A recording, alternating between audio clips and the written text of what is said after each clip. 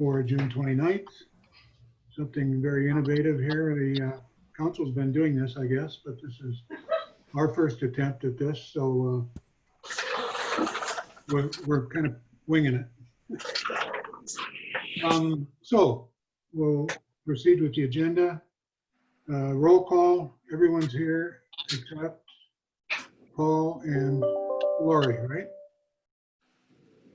So Donna, you'll note that. Is there any disclosure of pecuniary interest? Seeing none. A lot of shaking of the heads. That's good. There were minutes that were circulated last Friday. Did you guys get a chance to look at them? Right here. Okay. Can I get a motion on the minutes then? Meeting of the agenda. Tom Marintet. Everyone's here. Tony Muscaderi. Any addition, deletion, correction, discussion? I'm going to attempt to do an all in favor and get your hands showing. So let's do that. All in favor? Everybody's in favor. Thank you. On the agenda, we have an item that is in the deferral section, but it was scheduled for 5:05. So I'm going to call these up by the order that they're scheduled rather than the order on the agenda, okay? Seeing no dissent. So that one will count second. The first one is application for consent. 12-955 County Road 42. I see Corey Prince is on here. So Donna, would you read the application, please?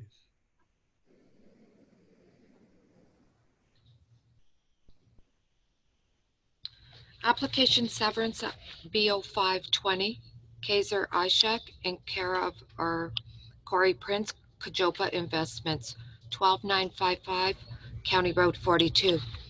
The purpose of the application is to sever approximately 40 square meters, 430.5 square feet of residential land outlined in red and add it to the abutting residential lot shaded in pink, municipally known as 13043 County Road 42. The retained residential lot outlined in green has a frontage of 33.5 meters, 109.9 feet, and has an area of 0.21 hectares, 52.52 acres. The proposed severed and retained parcels and the lot to which the severed parcel is to be added are designated low-density residential in the Sandwich South official plan and zoned residential zone 1 in the Sandwich South zoning bylaw. The comments received with respect to this application are the engineer provided that the owners enter into a reapportionment of the drainage assessment, which is also outlined in the planning report. IRCA has no objection, and the County of Essex has responded advising that recently registered an expropriation plan that will affect both properties. The minimum setback for any proposed structures must be 8 meters from the planned outer edge of the right-of-way. Permits are necessary for any changes to the existing entrances and structures or the construction of new entrances or structures, which is all outlined in the planning report as well. Okay, thank you. Ordinarily at this point, I would ask the proponent if they have anything they want to add for the committee's benefit that we don't know about. So I guess if we could hear from Corey. Hi guys, yeah, thank you. So yeah, in regards to that severance, I think it's just been a long-standing. We've owned the property 13043 for quite some time. We also own the adjacent property to the further to the east, which forms an L around both those. It really became noticeable that this little anomaly from 12955 kind of sticks into the middle of the properties. And we're just trying to clean something up that probably should have been cleaned up many, many years ago. So we don't have any plans or anything as into what we're doing with those properties. We're just trying to kind of plan for the future in knowing that we have a little issue with that small triangular piece of land that sticks into ours. Okay. Donna, did we get any comments from the public on this one? Nothing from the public, just the agencies as outlined before. Right, okay. I didn't know if maybe there might have been a phone call today or something. Looks to me like you're just lining it up with the fence, but a newly constructed fence back there looked like. Yeah, there's not even a like on our property in the back of 13043. There's not even any fence back there. It's all open property. I think originally there was just some anomaly when those lots were laid out, and when we purchased it many years ago, whether it just wasn't a big deal, you know, when we closed it or lawyer-wise, but it's just a strange little blip on those properties that we figured if down the road, if we do ever, you know, look at doing anything with them, it would just kind of be a hindrance. And we reached an agreement with the neighbor. He's fine with it. We reached a little financial agreement as to what we would pay him just to sever that off. So it really doesn't affect his property. It's not a used piece of his property at all. Okay, great. Committee members have any questions for Mr. Prince or staff?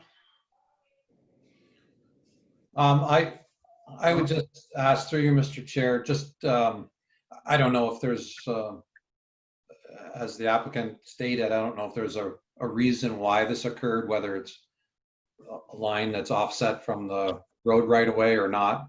I guess at this point it doesn't matter. I don't know if there is a reason that someone knows how this exists, or if it just does because of whatever reason. I don't have any objection to it. But if there is an explanation that somebody has, I'd be happy to have it. Just curious. Okay. Chad, is there anything you know of? Yeah, unfortunately, Mr. Chair, you know, we were curious as well, but we couldn't get to, you know, the bottom of why this lot looks as it does. And of course, we have no issue with the severance it's making for a neat and orderly lotting pattern, and both resulting lots meet the minimum provisions in the bylaw. So we support it, but unfortunately, we can't help you out with respect to why this lot looks as it does. Okay, Mr. Chair, through you, I would support, be in favor of approving this, as it does make sense to clean this up now for whatever plan there is in the future. so that's your motion, Yes. approval? Okay. It is a severance, right? Support by anybody? Tony? I can second. I'll support it. I believe there were 7 conditions, though, that were listed on the planning report Yeah, that we should just add.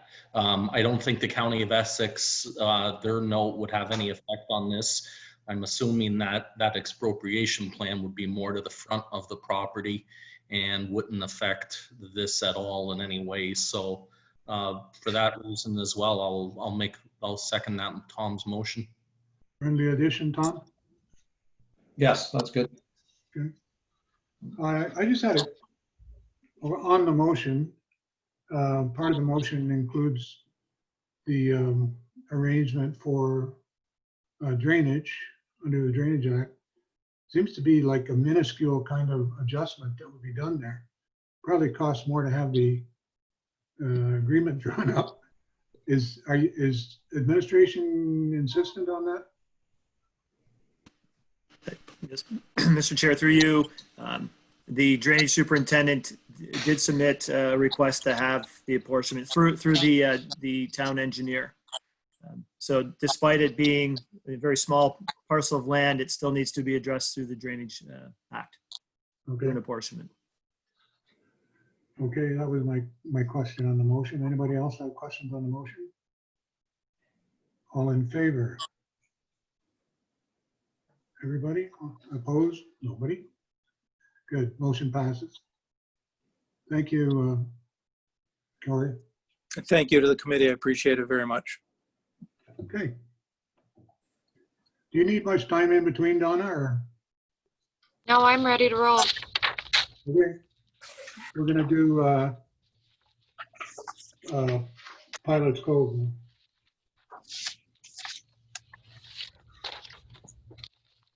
Severance application B0119 Pilots Cove Marina, Inc. Pilots Cove Marina, Inc. owns Part 20 on Plan 12R 7858, the right-of-way lands, highlighted in yellow on the sketch attached.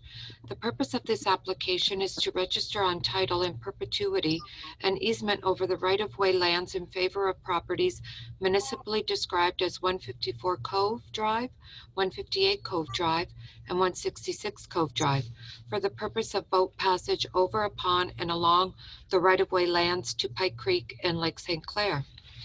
Please note that this do you want me to make comments with respect to the amendment, Chad, at this point?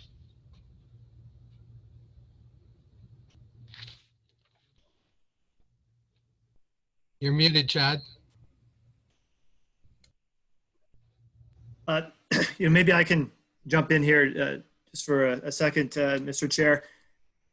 There was a property that was included in the original application that was deferred, that initially didn't want to be included in the deferred item coming back.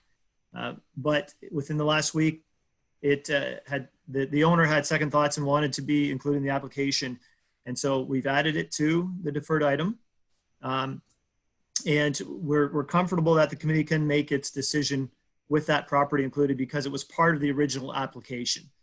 And we haven't received any comments from neighboring property owners with respect to this. It's fairly technical in nature, given it's just simply providing water access for those lot owners adjacent the creek, the Pike Creek. So it's our recommendation that the committee can hear this application with that landowner added to it, without worrying about compromising the integrity of the Planning Act, the intent of it. Okay.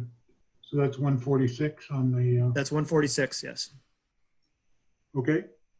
Okay, so now I'll just provide the administration agency comments. Engineering had no concerns. Essex Region Conservation Authority, the lands are subject to their development, interference with wetlands, and alteration to shorelines and watercourses regulations under the Conservation Authorities Act. The parcel falls within the regulated area of Pike Creek. The property owners will be required to obtain permits or clearances from IRCA prior to any construction or alterations of the properties, as well as the Department of Fisheries and Oceans provided some information under IRCA, which is all contained in the planning report. The bottom line was they had no objections to the application. And to date, there was no comments received from the public. Thanks, Donna. I see, where'd he go? Oh, there he is. We got a picture. Sinopoli, is that right? Yes. Yes, I'm here for the application. Okay, and you are with? I'm a lawyer with Pearsall Marshall, Hallowell Seaton. I think Dave Hallowell's on here as well. I'm not sure if he has audio, but I'm here as well for the application. Yeah, I can hear. Okay. Okay, great. Do you have anything else that the committee needs to know about this? I think Chad summed it up. There's been a last minute re-edition of, I think he said it was 146 Cove Drive. So that property is requesting to be re-added to the application. We did notify the other owners and the marina by email as well last week, and I didn't receive any objections to that. So. Okay, good. Committee members have any questions for the applicant or administration? Through you, Mr. Chair, to administration, I see on the zoning map there's a parcel 170, which is the parcel that would be east of the properties that are being dealt with, that border Pike Creek. Is that parcel part of Pilot's Cove? Is that like a common space that houses the docks? Oh. I think that's probably, oh, sorry. If the committee can be a second, Mr. Chair, I'm going to try and get the zoning map up so I know exactly which parcel Mr. Marentet's referring to. I think that 170 piece is underwater, as I understand it. Yeah, there are currently docks there. So I guess my question is it, it's not really a landlocked piece, it's a waterlocked piece. It's not locked by purposes or I guess by the use of the docks, but just curious how that works. Mr. Chair, Yes. it's Brian Hillman. Hi, Brian. Hi, I'm going to just jump in here only because I've had some involvement on this, not this file, but these properties. And in fairness to Chad, he hasn't been as involved with that. So the parcel you see is 170. That is in fact the marina. And it is a unique situation where all of the properties in the condominium corporations, which are just on the west side of Cove Drive, so it's marine. You can see all those small numbers. There's 2 condominium corporations, and they have rights for exclusive use on the area called 170 on the zoning map. Okay, so if the air photo were showing the zoning layer wasn't on it, right where 170 is, there are docks going out in that area that by way of zoning and development agreements are exclusively for the use of the persons who occupy some of the condo units. And that little sliver of land that just connects to the bottom of the cul-de-sac bulb is the access route. So there we go. There's the air photo. So just further to my question, the last dock to the north, how far to the east does this easement cover? So I guess my question is, if there were maintenance required, could a barge be brought in across that property legally without that person, say in 146 or 142, hindering access? If I could, 146 and 142 can't hinder access. They're actually gaining access. Yes, they are, but are they actually, do they have an easement or do they own the land under the water? Yeah, 170 is the owner, so they're getting an easement. Go ahead, Chad. Mr. Chair, through you, I could go back and get the sketch for this. It took me some time to get this air photo up, but to Mr. Marentet's question, the part over which they're asking for access is from this point down to here. And if the proponent's solicitors would like to weigh in on this and provide some clarification, but I think your question was how far to the east does this easement extend? Yeah, I mean, simply is it a reciprocal easement so that if the owners of 170 wanted to bring a barge in between 170 and 146, that little narrow pinch point there, is that something that could happen without Yes. any paper trading hands? Yeah, Mr. Chairman, the answer to that is yes. 170 owns that, and they're giving rights to 146 to use a boat to cross for the purposes of travel, and then they would park the boat in that little cove that is between 146 and 154. So 170 maintains all the rights it has today. 146 is acquiring rights into perpetuity if the committee grants this. It's similar to having access over a private lane. It's exactly the same, but the ownership will stay with 170. So Brian, my understanding looking at the 12R plan is the part 22, the area that we are discussing, is actually underwater. Yes, it is. Okay, so Passage only, yes. that is granting the rights across all that property. Without it, their 20-year agreement they had some time ago, which predates all of us, or however long it was, it expires. So 146, if the committee were not to grant this, 146 would not be able to take their boat through 170. Theoretically, they could block it. They'd be passing private property without this severance for an easement. Right, and 142 is not included because they have direct access on the north part of their property. Yes, their boat well opens onto the channel without going over the easement, so they didn't want to be a part of it.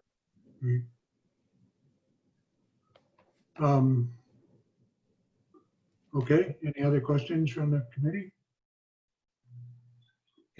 Just another question. Is the easement depicted on the 12R plan not correct if 142 is not part of this?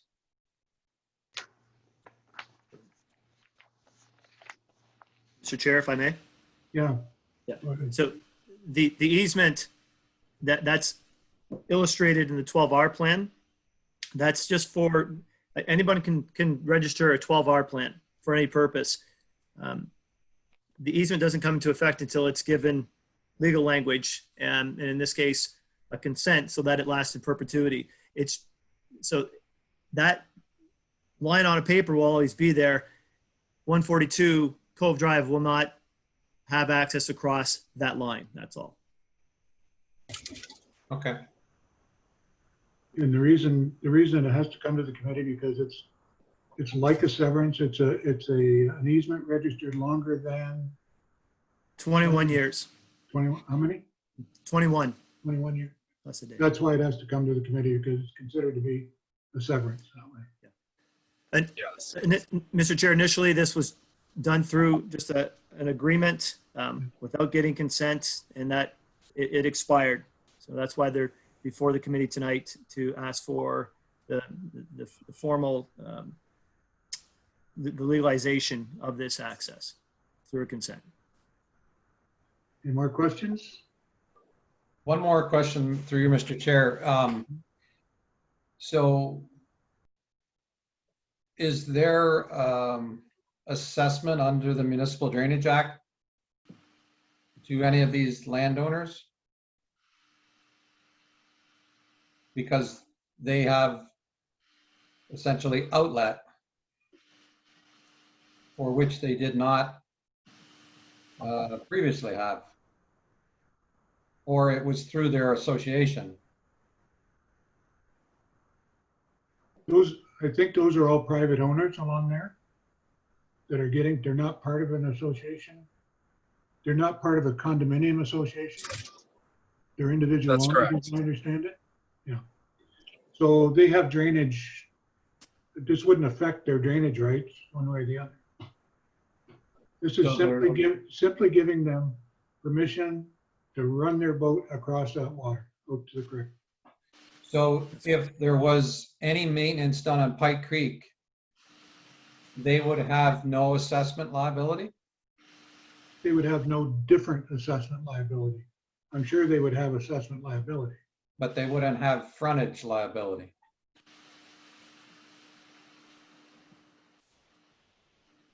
If I Well, Mr. Under the It's not a- Drainage Act, they would have liability for the benefit of drainage. And that doesn't change. They're only acquiring rights for the purpose of passage. They are not acquiring any other interest in the land.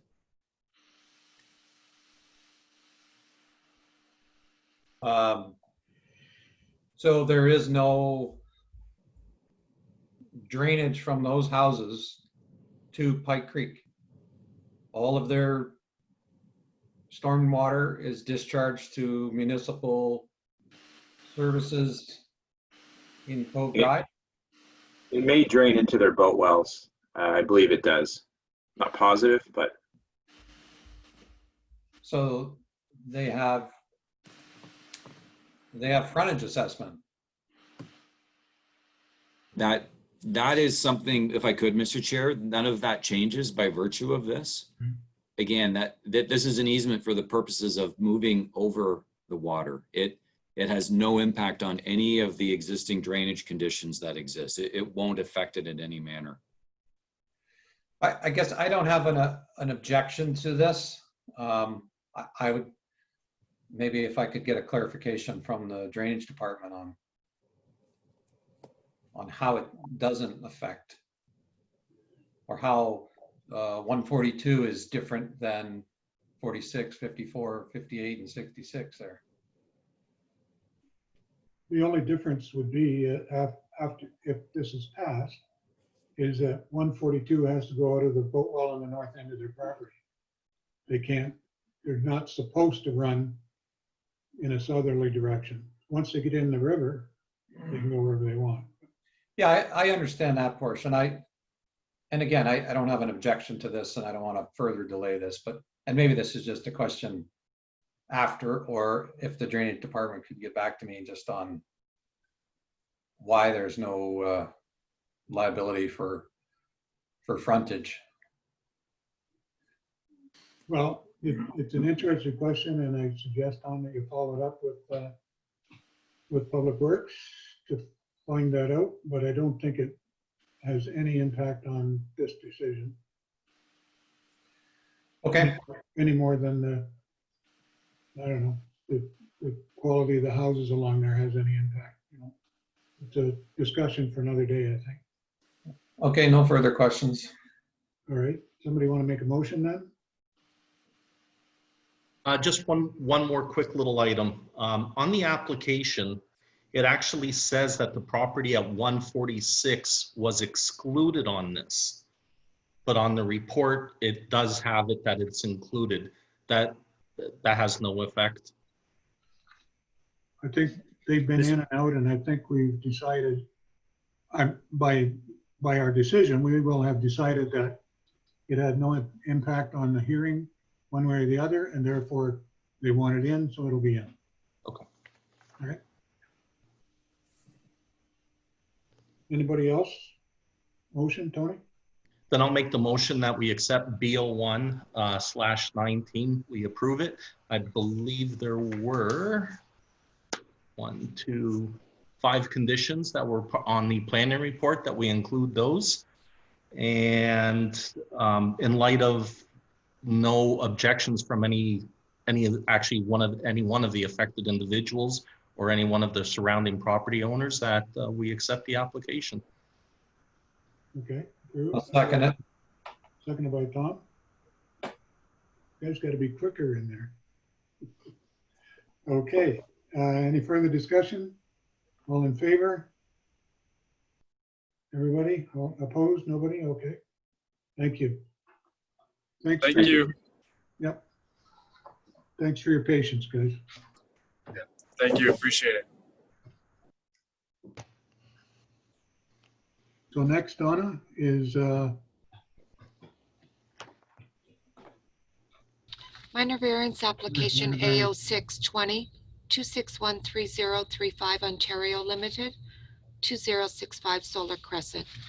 The purpose of the application is to obtain relief from subsection 14.1.9C, which establishes a minimum side yard width of 6 meters, 19.68 feet.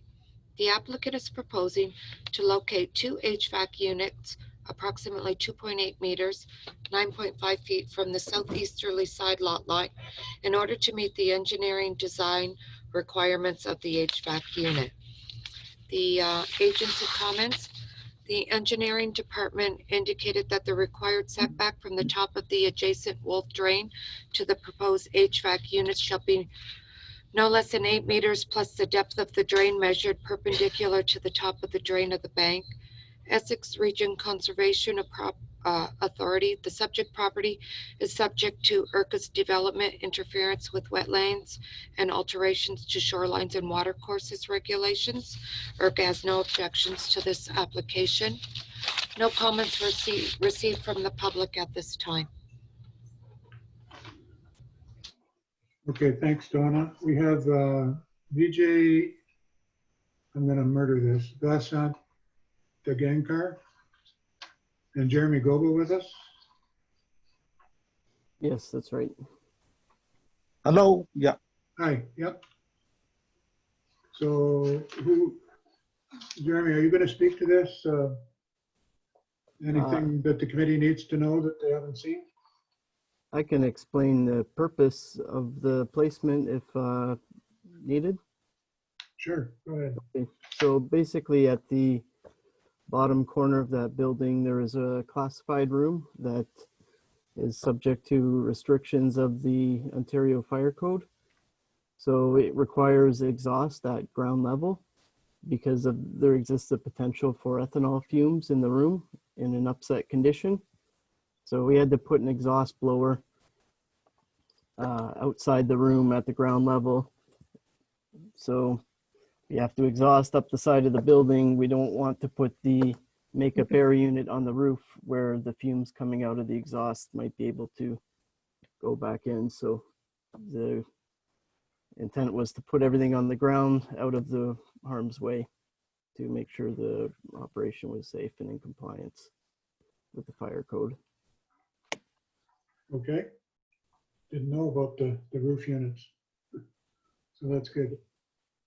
Committee members have any questions?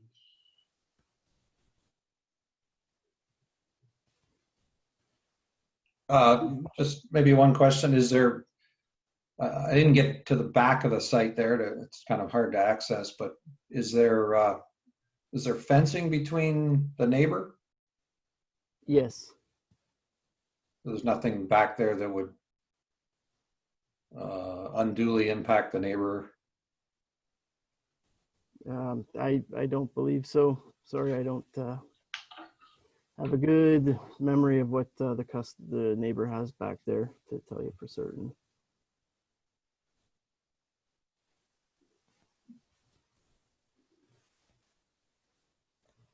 Is there access all along the back for? There's a municipal drain behind there. Yeah, but just to the south there, there's vehicle access back there. Like you've got a gas tank there or something. Yeah, there is. So in that satellite image, there's an old silo which is now taken down. There's a bit of an access way back there. Some of it used to be paved. I'm not too certain about the distance around that little pump house that's at the back of the building, but if need be, you could get equipment back there to service that for sure. Chad? Okay. Thank you. Mr. Chair, if the committee would like, I can zoom in on the rear yard to this. I'll have to stop sharing screen and share again with that zoomed in photo, but there is a hard surface along the back. And in fact, that area is it's a service corridor for the Wolf Drain, which is the municipal drain that runs adjacent to the property along the south. So there is access behind the buildings. Okay. Is that sufficient, Tom? Yes, thank you. Any other questions? Pretty straightforward. Okay, somebody want to make a motion then? I'll make a motion to approve application for minor variance AO6-20-261-3035. And I'm not sure if there's conditions. I didn't really see. There are no conditions. No conditions. Seconder. Chris? Happy to second. Oh, DJ, or Julian. Thank you. All in favor? Opposed, none? Okay, it's passed. Thank you very much, Jeremy and VJ. Very Thank good. you. Thank you. Thanks, guys. Have a good night. Night. Minor variance application AO720, Catherine and Christopher Dunn, 366 Edgewater Boulevard. Hello. The purpose of the application is to request relief from subsection 7.1. Upload everything. Thank you very much for saying. Thanks, Dave. 3E triple I of zoning bylaw 2065, which establishes a minimum interior side yard width of 3 meters, 10 feet.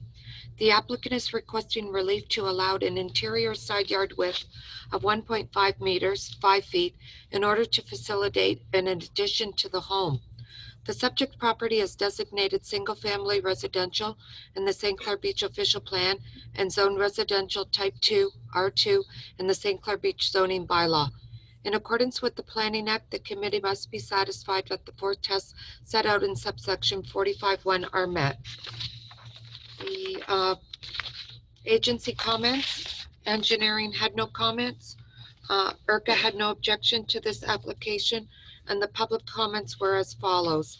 A signed statement of no objection was submitted by neighboring property owners at the following addresses: 323, 330, 342, 341, 349, 360, 365, 372, 378, and 390 Edgewater Boulevard, and 355 and 365 St. Mark's Road. Okay, thank you. Chris, do you have anything you'd like to add for the committee's benefit? Just wanted to state, my wife and I, we purchased this home back in February as a family home for ourselves and our 2 young boys. We're seeking the minor variance for the purposes of getting a 2-car garage. The current home has a 1-car garage. We came up with this design and this request. There's a mature tree that we're trying to save right on the edge of the existing driveway. As well as the driveway as it currently sits aligns with the plan for where we have the 2-car garage sitting.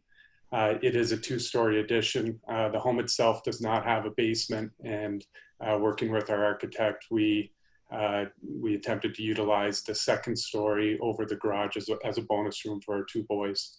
And so we're seeking essentially a variance to the side yard that's consistent with the side yard to our neighbors to the north. So that's really about it. Okay. Thanks very much. You had presented this once before and you've come back with it, right? No. Oh, thought I had seen this before. Okay. I stand corrected. Committee, have any questions? Through your Mr. Chair, in terms of site servicing, does the, I guess, which side are the services on, or is there any difficulties with expanding the home to a 5-foot setback on the north side? To my knowledge, if that question was directed to me, through working with our architect, I'm not aware of any issues for servicing. So there's going to be no servicing, like no additional services. It's the 2-car garage, the covered porches, and the 2-story. We're not connecting any new services, and the driveway will effectively stay as it currently is. And it's a 2-story over the entire house, or just above the garage? Above the entire, above the whole home. We currently have a building permit request with the town as well as with IRCA. They were submitted at IRCA in beginning of June, I believe. And through some email issues, we were able to get the building permit to the town officially about a week and a half ago. Okay, and so the elevation on your application, that's accurate, what you're proposing? Yes, we've worked with Dorier's, our architects. He's assisted us with all of that to ensure that it complies with IRCA requirements. So to our knowledge, yes. Okay, Thank you. Effectively, Mr. Mayor and Ted, we've relied on the experts for this and engaged the experts for this. Yeah, no, I was just curious if that, what the house looks like in relation to the variance for the setback. Okay, anybody else have a question? I have one, and it's, I think, probably for administration more than anything. Chad or Brian's disappeared, I guess. Chad, I've had occasion in the last little bit to visit a Tecumseh resident who had a nice new big home built next to him with side yards that approximate this. And this guy has a home that's been there for a long time. The house next door was torn down and they built a very large new home beside it, 2 stories, 45-degree angle, pitch on the roofs, rainwater leaders and all that stuff. The lot line between them, there's only 10 feet there. The new home has graded their lot. It's about 1.5 feet higher than the existing lot next door. And they've been trying to find out, in their instance, how they can get that remedied so their backyard is the way it always was. I'm wondering if there's going to be that kind of problem here. And if so, does the building department look after that, or do we need to say something in our decision that says to make the owner mindful of their duty to contain their own water? Mr. Chair, it's a good question. It's one of the issues that we struggle with when there's new builds in St. Clair Beach because of the elevation requirements imposed by IRCA. The building official will make sure that a lot grading plan accompanies the building application to ensure that the owner is maintaining the water, any runoff on his or her lot, and it's directed, to the storm sewer if there is one, but at least it's not directed onto a abutting property. The committee, if it wants to highlight this, can make that a condition of the variance to make sure that the variance, that if it's considering granting the variance, that it doesn't create a situation where there's not enough space to adequately address the drainage issue. So if we've done this in the past, if the committee wants to make that a condition, it's a relevant condition in that it's directly related to the variance request. With respect to water on the abutting property, sometimes when the property that's being built on is elevated, historically some water from the abutting property might run onto that property, and it can no longer do that now that it's elevated. But that's, everyone has a responsibility to address their own runoff. Yeah, I don't expect it to be a problem with this particular project because there is an existing home there with its elevation that's there and isn't going to change. Mm-hmm. But just to highlight the fact that side yards sometimes have swales in them to deal with this.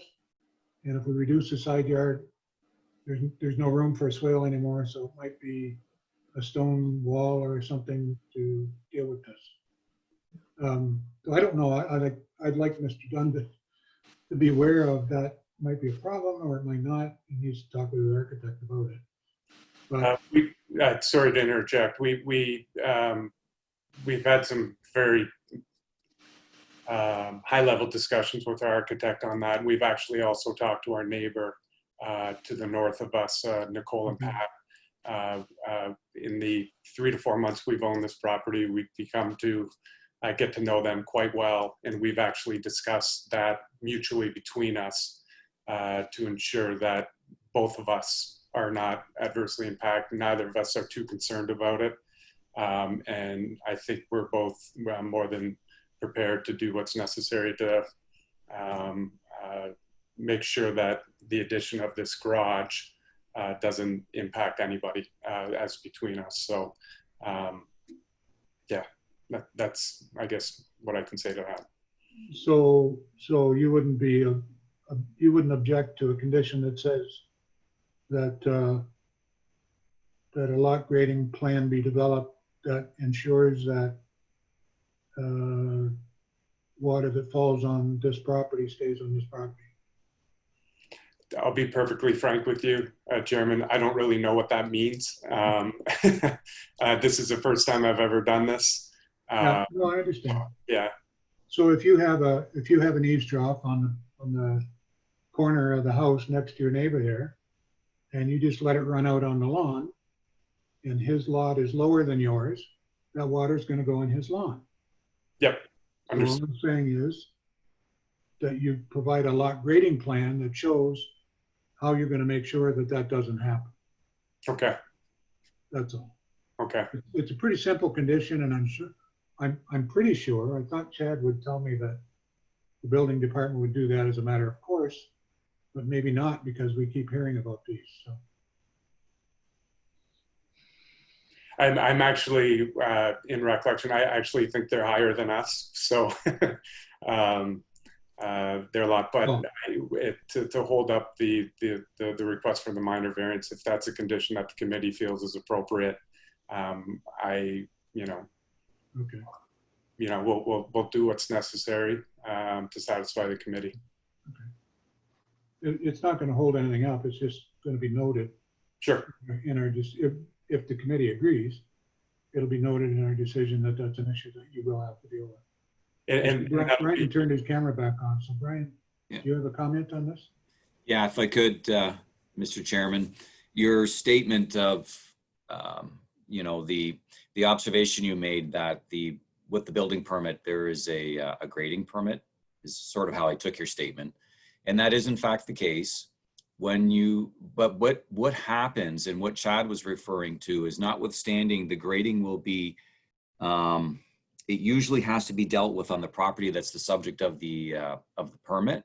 There are instances where, and I'm not familiar with this with the property that you were sort of referring to at the beginning of this meeting. I realize it's a separate property, and there are some complicated files that we have, but what tends to be the problem sometimes in these areas is where you have the issue of, notwithstanding there's a grading permit for the property that's subject of the building permit, that grading permit and the necessity to raise the lands perhaps in keeping with the minimum elevations that are set by IRCA can cause issues for the natural drainage that may have happened on abutting properties that flowed onto the subject property before.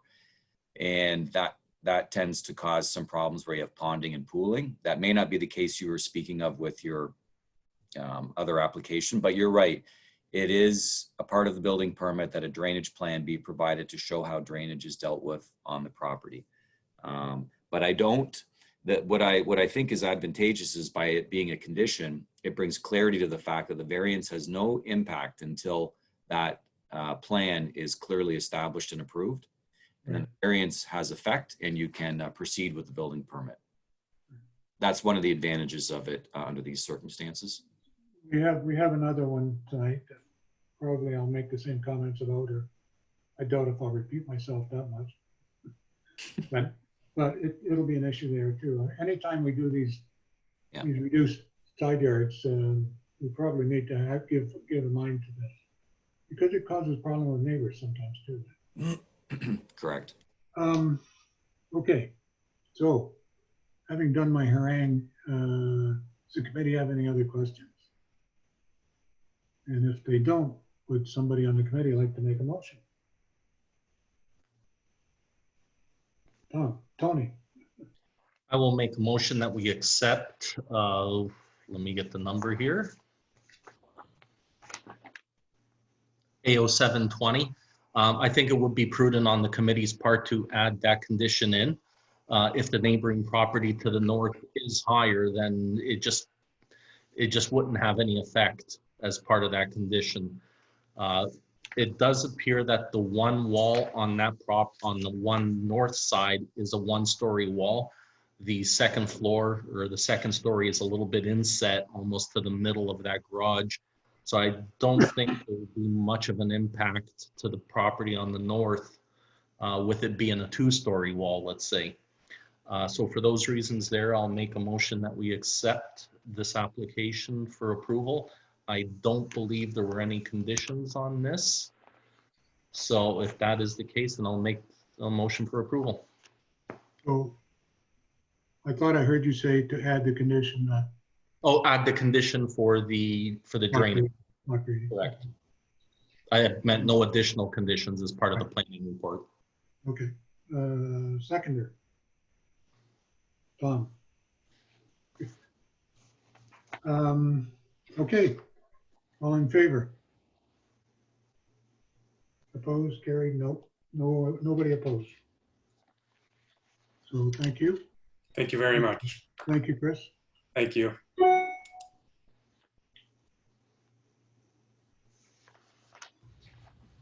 You ready, Donna? I'm ready. I just want to make sure that the applicants are on board. Okay. Which would Hi. be Angela and Mark. Oh, yeah, Angela's here. Okay. Minor variance application A0820, Angela and Marcelo Pasquale, 717 Michael Drive.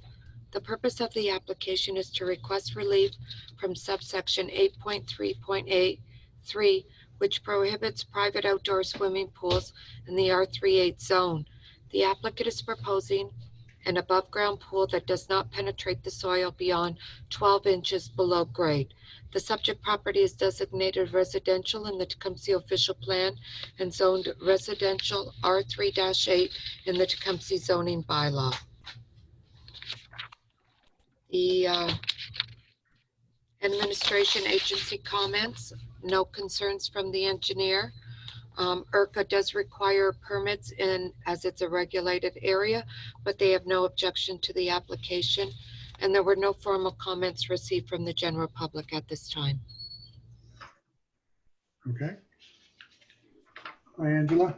Hello. So as with the other applicants, do you have anything you'd like the committee to hear from you that isn't in your application? Yes, we are asking today that we can have permission for our pool. As you probably are aware, the pool is in. We did ask for, we've never put a pool in before. We had purchased the pool, got everything set up, and found out that we needed a permit. As silly as that does sound, we did not know at the time that we shouldn't get a permit. We talked to our neighbor who has a pool at 705. He was actually approved with a variance many years ago and told us that we would have to get a variance to get the pool. We contacted the town, asked if we could have the variance. We were told that we just needed the permit. We submitted the application for the permit, and sometime later we found out that we did need the variance. At this time, of course, with COVID and everything, with pools not being able to go in, and there was no May meeting, and it got put, it was supposed to be June 22nd, then June 29th.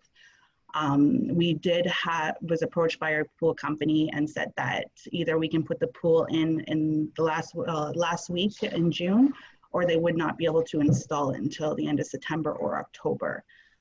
Which in most cases would not be a big deal to us. Our one main reason for wanting this pool is that obviously for our kids, but my 3-year-old has severe respiratory issues and has spent a good portion of his life in the hospital hooked up to oxygen, and is not able to go outside and play in the hot weather. Due to COVID, he is not able to go and play any sports, be around any other kids, and probably won't even have a school year for his first year at JK. So we are asking that we get approved to be able to keep our pool just for our kids to be able to have somewhat of a summer and be able to enjoy themselves.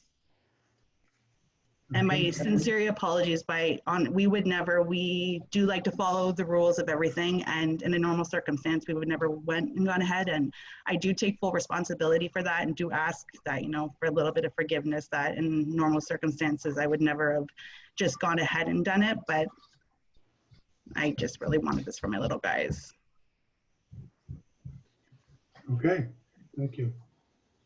Committee have questions?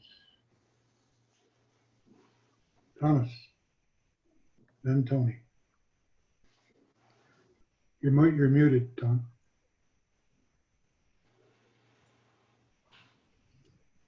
Through you, Mr. Chair, sorry about that. And maybe administration. So I was at the site, and you know, it looks like an above ground pool that's recessed into the ground. And I heard in Donna's comments about the restriction for being only inset into the ground by 12 inches. So I can understand why they want to do that. I guess my question is there an under drain? So this is kind of a semi in the ground pool. Is drainage for the pool hooked up? Or what is the provision for draining the pool? Is it a pipe to the front of the house? And maybe just comment or confirm the 12 inches in the ground, because it looks deeper than that. The backyard slopes, like there's a huge slope. And when you saw our patio, like before that went in, it was almost like a 1.5 step down onto our grass. I know it looked a lot higher right now, but that's obviously like all the dirt and everything like that to try to bring it drain. But as far as the draining goes, the land has pretty much, it's gone down probably since we moved in 6 years. It used to be actually at flush with the patio that's outside. It's a concrete pad that was already existing when we moved in. So it's already gone down 6-7 inches. So we actually built our lot back up a little bit. And we are not grading any way towards either one of the neighbors. We're making sure that it's grading away from the house. So we actually built it up. Does that answer your question, Tom? Yeah, that's fine. There's no plumbing underneath this pool, correct? No. Any plumbing is directly on the side. It is going to be 5.5 feet, 6 feet away from the fence. The plumbing it's right beside the pool to the right of it. Okay. And is there a deck around the pool? At this moment, there's not. We were thinking about doing just a floating deck. So the deck is actually just going to be over top of our concrete pad. our original plan for the pool was going to be, bigger. So our original, the sketch that we submitted, it was a 15 by 26. With thinking about it later, we thought, you know what, it's our entire backyard. Like, we still wanted a room for them to play soccer or catch or whatever. So this pool now is actually, I think it's actually incorrect too on the form you're showing. It's only 12 feet by 18 feet. So 12 feet width, 18 feet length. So it's a much smaller pool than the original plan. But the deck, there's no elevated deck around the pool. No, at this moment, no. In time, yeah, yes, in time we probably plan on doing it, but with work shortage and everything else. I guess my question is, like, is there a big deck that you're going to be sitting up there, and then there's going to be an objection to the neighbors, you know, peering down into their yard is my question, I guess. No, I don't think. All the neighbors are pretty, they promise them they can all come in for a dip whenever they want. So no, I don't think we're going to have any issues. Of course, when we do go in for a deck, do you need a permit for a deck? Do you? Yes. Yeah, okay. So it can be dealt with then if there's an issue. Yeah, like it's only like a couple steps off of the patio. Like it's not, it wouldn't go, if the deck was in, it wouldn't go above any of the fence or anything like that. Like it's literally just a couple steps off the patio. Okay, thank you very much. Anybody else got a question? Tony. I guess through you, Mr. Chair, my question would actually be for administration. How did this provision come to be that you wouldn't be able to have a pool? Is it just in the R38 zone? Like, is this something that was part of the subdivision agreement that got carried on through into the zoning bylaw? Yeah. Through you, Mr. Chair. That's exactly what this is. It's a site-specific zone provision to address concerns raised by MOE at the time of the development regarding a former landfill in this area and the potential for leachate draining toward the residents along the west side of Michael Drive in this area. I think that the site-specific zoning that was put in place, because you always look to try and understand the intent behind these things, especially when you're looking to grant a variance, we think there was an oversight on behalf of whoever drafted the zoning way back then, to exclude above ground pools, because it's obvious why they wouldn't want in-ground pools. But if they were allowing for accessory structures to go 45 centimeters below grade, there'd be no impact from an above ground pool that maintain that same depth. So that a variance was granted for the neighboring lot that also received that also applied for a minor variance through the Committee of Adjustments back in 2010, I believe it was.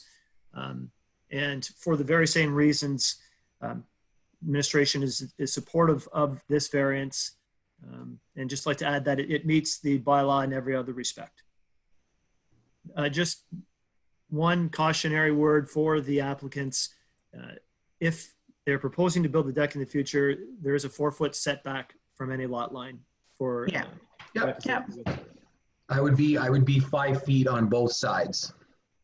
So the pool is 5 feet away from the fence, and the other side, that if we do a deck, it would be 5 feet away from the fence also. Okay. Anybody else have a question? I just wanted to add one thing also is part of it too, like you were saying, if we were to build a deck, right, and it would sit higher up.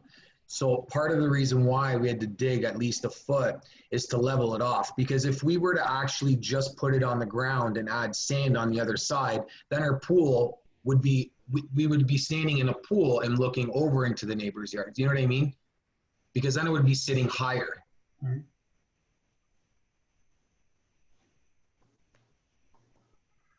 Okay, Chris, Julian, you're good? All good, Mr. Chair. I think through you, this if the intent of the bylaw was to prevent any leachate and any digging of more than 45 centimeters, then the intent of it is met, and I believe that this passes the 4 tests and is in keeping with good planning principles in the official plan. So. It sounded very close to a motion. It sounded very what? Sorry, Mr. Chair. Very close to it being a motion. Oh, I can make that a motion. I can add, if you would like, Mr. Chair, I can say yes, and I would like to motion that this application 0820 be granted. There are no suggested, how do you say, conditions. So I think that is sufficient. Supporter? Yes. You got one finger up. No, I was just going to say.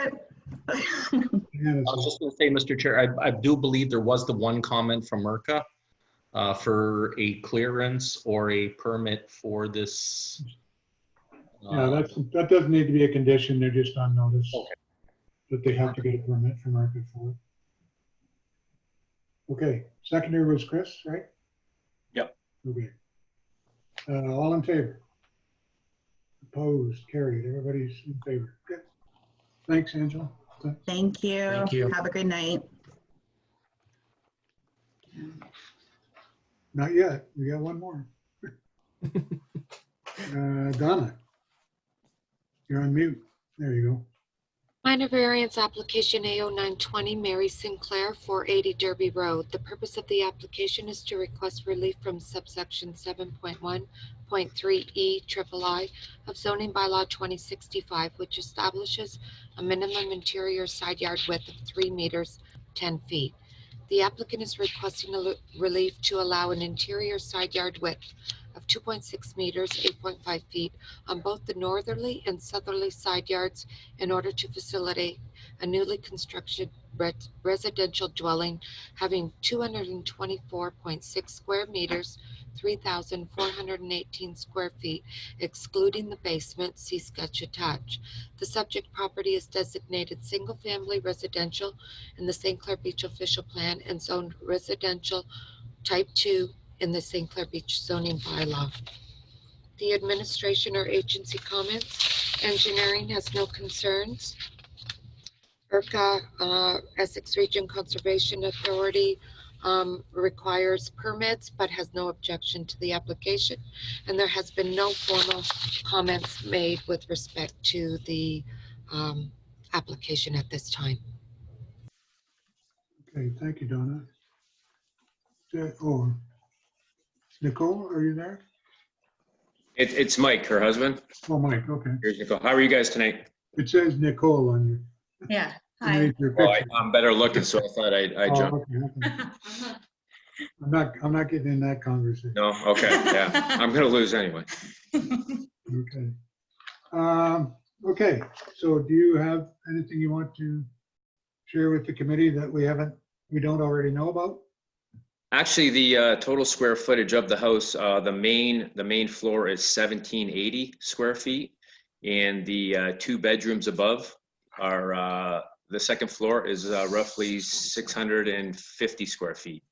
So your total square footage comes in at roughly 2,400. I think she said 3,400. I thought I heard that. That included the covered porches in the rear and front yard, as well as the garage. Okay, all right, total coverage. Okay, I'm sorry. Okay. Okay. Were you online when I did my comments about a reduced side yard on another application? No, sorry. Okay, that's fine. The comments that I made then were about how do we ensure that when we reduce the side yard, that there's room or a grading plan or something that shows how you're going to keep the water that falls on your property, because you're supposed to do that. That's a requirement. You have a couple of backyards next to this project, so it's probably not as much an issue, although one of the yards is a tennis court, and I know they're not cheap. Mm-hmm. And probably don't want water undermining them. So I'm going to ask the committee to keep that in mind when we make a motion, that there be as a requirement, that to be a lot grading plan that shows how you're going to deal with that. And it's typically done anyway. When you go for a building permit, they typically want a lot grading plan. Okay. But when you get it, you need to pay attention to not running your downspouts off onto your neighbor's property. Right. I believe we have about 8.5 feet on either side. Yeah. So when we grade away from the house, we have enough room to put in a swale. Have a swale, okay. That water from going on to the neighbors. Yeah, perfect. Okay. So yeah, these other situations, there was only 5 feet. Yeah.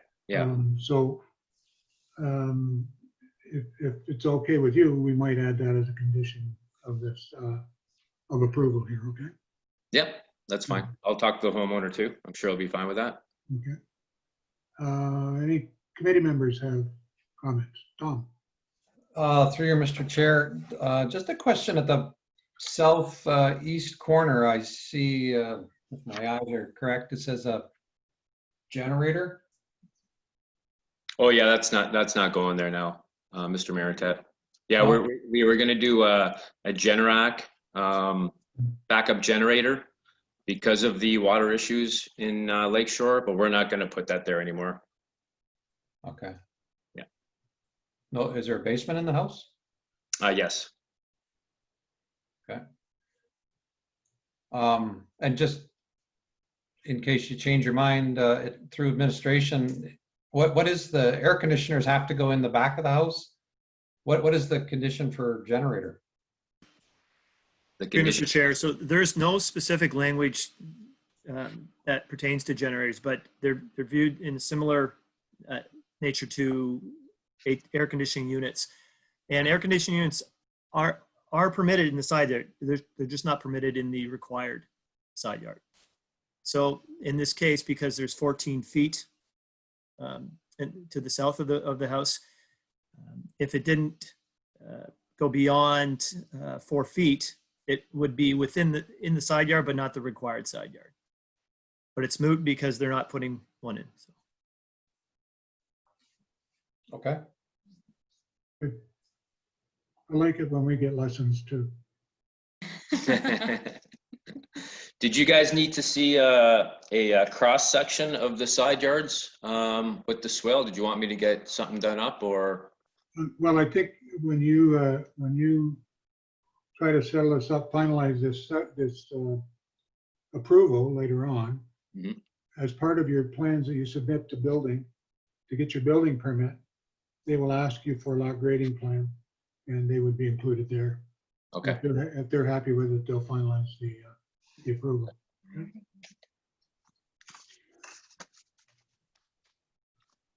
Any other questions, guys? Mr. Chair, through you, I have a question about the condition that we're suggesting to add. Just because I think this is similar to the other item that we discussed, the application that we discussed earlier today, where if the side lot was, if we're asking for a variance on the side lot for it to be smaller, then we, out of prudence, add this condition. But in what circumstance, like for example, if the side lot requirements are met, like say, any other regular construction being done, in what circumstance would a lot grading plan not be done? Is this not, like, why is that a lot grading plan not already sort of a default that's understood? Why do we need to add a condition? I'm just curious. It's just purely out of my ignorance and inexperience with these things, but I'm just would like to hear from either from you or from administration, Mr. Chair. Yeah, I think it's probably from administration, so we'll let Chad answer that. Yeah, and I believe Brian touched on this earlier. It is a requirement. It's part of the process of reviewing building permits. The building official will require a lot grading plan.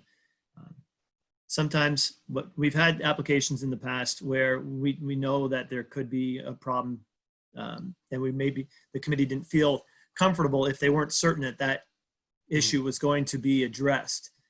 But those were in situations where there was much less of a setback of the particular structure from the lot line, and it looked like it could have had a much greater impact on the abutting property. Given the 8.5 feet side yards here, there's plenty of space to accommodate the drainage, and it will be asked for by the chief building official as part of his review. So it's not that urgent to include it as a condition, but it just would help to highlight the need for the chief building official to really look at it closely, and and he can't issue the permit before that condition would be satisfied, because the variance wouldn't be in effect until then. I don't think it's as critical in this case as it is in some of the other applications that we've done in the past. Ryan? Yeah, and just to follow up on what Chad said, it's absolutely correct. I think the important thing to remember is that when someone is seeking a variance, without conditions, the variance is in full effect. Mm-hmm. So really what's being raised here is the fact that although with the 8.5 feet, it's probably quite doable to accommodate the drainage appropriately through a drainage plan and its implementation. The reality is, by putting it as a condition, what it's saying is that the variance appears to be reasonable if it's granted, but you have to fulfill this one technical thing. And on the scenario where that technical matter can't be adequately addressed through a design of some sort, the variance never comes into effect. So I think although a grading plan is always required, that's sort of the nuance here. The committee is basically saying, okay, we're willing on all other matters to have potentially a reduced side yard, but what you don't have in front of you is a grading plan to show that it will work on a reduced side yard. So it's putting the onus back on the owner to adequately address it. And if it's not, then effectively the variance never comes into being, because the condition could never be fulfilled. So I think that's the minor nuance really that exists, although grading plans are required on all permits. So I think that's really the only comfort that's brought by including it. That makes a lot of sense. Thank you very much. Thank you, Tony. The only comment I was going to make is, in some cases, and I've seen this from experience, ERC is going to come along and set the minimum lowest opening. In this case, it could be substantially higher than what the existing lot conditions of the neighboring properties are. What I've seen is what further exasperates the problem is when the homeowner comes, has the house, then comes along and puts a 3-foot sidewalk beside the house. Then basically it takes that 8'6" and basically reduces it by another 3 feet. If the lot grading from, or the minimum lowest opening from ERCA is substantially higher, now you're trying to accomplish that feat in, let's say, 5 feet of space. So sometimes a swale just simply doesn't, let's say, cut it. And you have to use a sort of retaining wall or some sort of, let's say, physical barrier for that water to be running off on the neighboring property. So I think it'd be very prudent on the committee's part to add that as a condition for this severance, or sorry, for this variance. Okay. Any other comments? Somebody want to make a motion? I'll make a motion. I just have one question.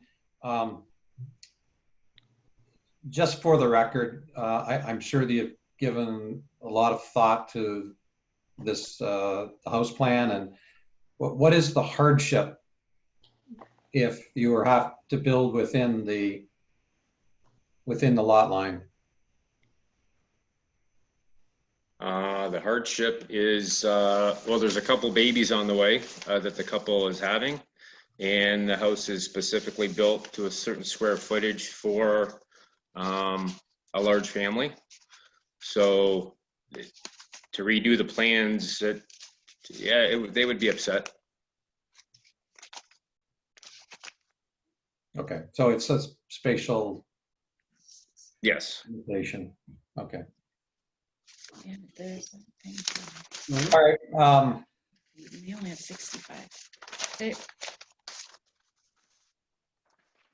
Don? says Yeah, minimum 75, and we only have 65, and it was saying 10 feet on each side for a 75-foot lot, and their lot's only 65 feet. Okay. Yeah, I don't have any objection to it, and I would make the motion to approve the application, and as discussed with the committee, subject to the condition for lot grading. And I don't know if we need to note that the generator is not going in, it's shown on the site plan. And again, I don't have any objection to putting a generator as long as it's located within what the building department deems as acceptable. So for all those reasons, I would make a motion to accept the application. I don't have the application number, or yes, I do. It's A09-20, 480 Derby Road. Supported by? Pardon me? Supported by Julian. Oh, well, Julian, I believe, was going to support it. He did, he had his hand up. Okay, all in favor? Opposed, carried. Okay, thank you. Thank you. Thank you, guys. Thank You're you. welcome.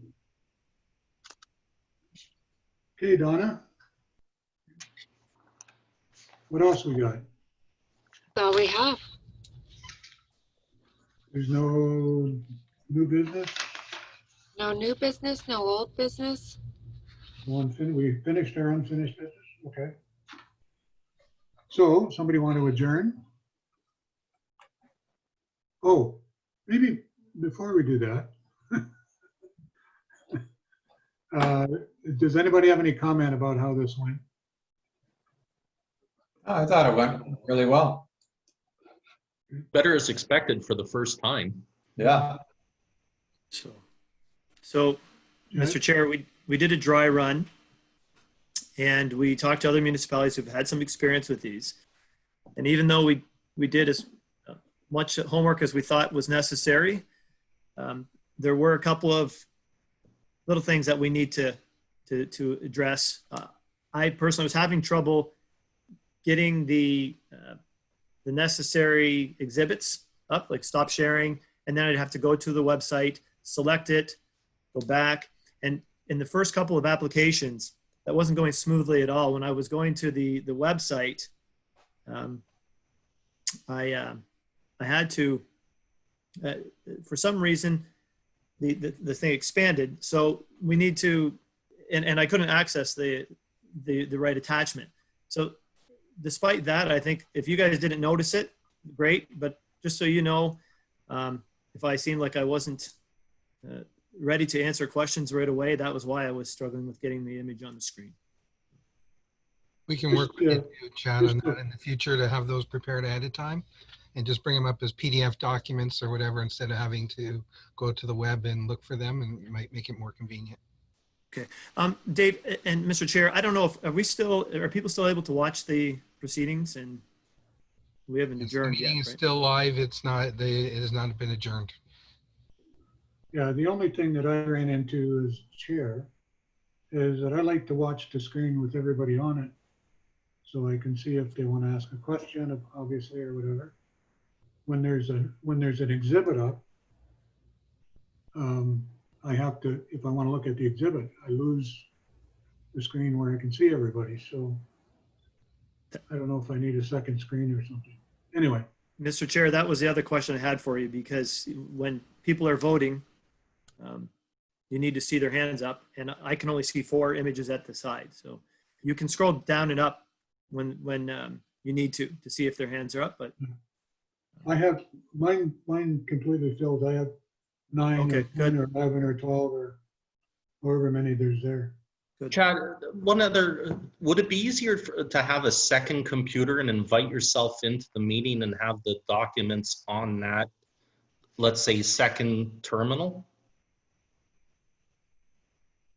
yeah, I think there are a couple of things that I'm going to sit down with Sean and Dave and Donna and Brian and talk about how we can make sure that that process of showing attachments on the screen goes smoothly. Yeah, because when we're in the council chambers, I can use the overhead projector. I can have the website going. All it takes is a click of the mouse, and I can toggle between or amongst those things. So the information is more free flowing. But I'm sure that there's ways that we can address it. But overall, I thought it went really well for the first meeting virtually done with 6 applications. So it wasn't like it was a light agenda either. I can tell you, I have the luxury of having 3 screens right now, only because my son's home, and it makes it a lot easier. Okay. So, yeah, I bet it would. You can have the agenda, the attachments, and in the stock market on the other screen. Everything's open all at the same time. So maybe I'll just tell him to go and buy his own equipment, and I'll keep his. So. All right, we're good. So Tony made a motion to adjourn. I'll make that motion. Chris? Okay. All in favor? Thanks very much. See you in a month. Thank you, everyone. Yep, see you in a month. Thank you. Take care. Oh, happy Canada Day. Happy Canada Day. Happy Canada Day. Nice background, Tom. Oh, Donna, you're muted still? Like that? You're still muted, Donna. Yeah. Yeah, sorry about that. I'm gonna need everybody to attend at the office tomorrow if they can, to sign the decisions. Is there a time that's better, Donna, or do we just email you to make a time, or? Probably anytime after 10 o'clock, because Okay. then I can make the necessary changes or add some of the amendments